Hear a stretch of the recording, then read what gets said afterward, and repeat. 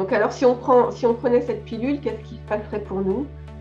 Alors, si on prenait cette pilule, euh, on aurait globalement 4 grands champs de bouleversement.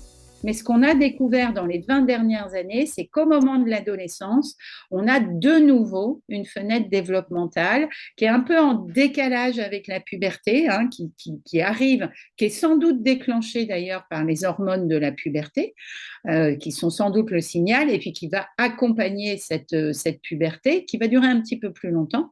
Par contre, et cette deuxième fenêtre développementale, elle est vraiment conséquente puisque un tiers des structures synaptiques du cerveau, donc tu sais, les routes que nous avons entre nos neurones, la façon dont nos différentes aires vont communiquer les unes avec les autres, eh bien, un tiers de ces connexions se réorganisent. Donc, l'énorme intérêt de l'adolescence, c'est l'ouverture au monde, c'est l'ouverture aux grandes causes, aux copains, à la compréhension de ce qui se passe autour. Donc ça, c'est grâce à toutes ces transformations. Puis il y a un dernier élément qui est très important que nous amène l'adolescence, et pour ça, c'est fantastique, c'est l'humour. Ben, nous, on utilise un filtre à café dans l'atelier ado, un filtre à café pour rappeler aux parents, attention, il va falloir filtrer certaines choses, il va falloir filtrer certaines manifestations et choisir vos batailles. Voilà, si vous passez toute votre énergie à lutter contre l'ado affalé et le sac jeté par terre, bah oui, ok, vous y arriverez peut-être, mais d'abord à quel prix et est-ce qu'il n'y a pas d'autres choses plus importantes que cela? Alors, on parle beaucoup de la crise d'adolescence et la crise des ados.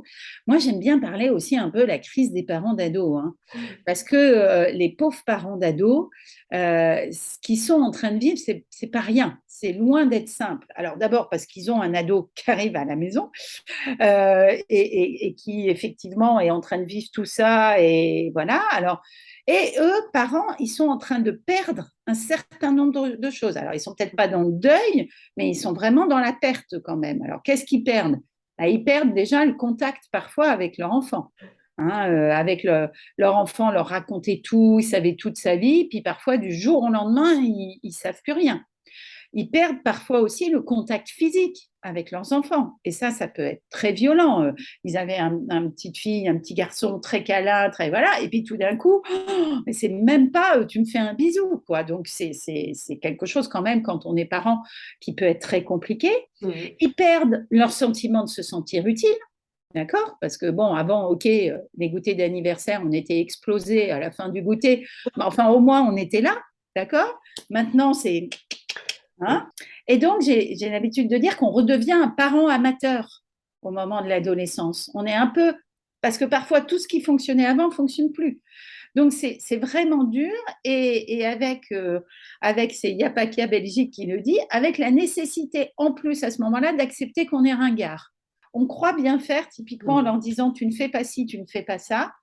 On croit qu'en mettant ces interdits, on va les protéger. C'est bien sûr important d'en parler comme des interdits. C'est bien sûr important de dire, écoute, c'est mieux, vraiment, essaie de pas boire, essaie de pas fumer parce que tu auras ça et ça. Mais quand ils sortent, je crois que le plus important, c'est de leur dire, quoi qu'il arrive, quoi que tu fasses, tu m'appelles si tu as besoin.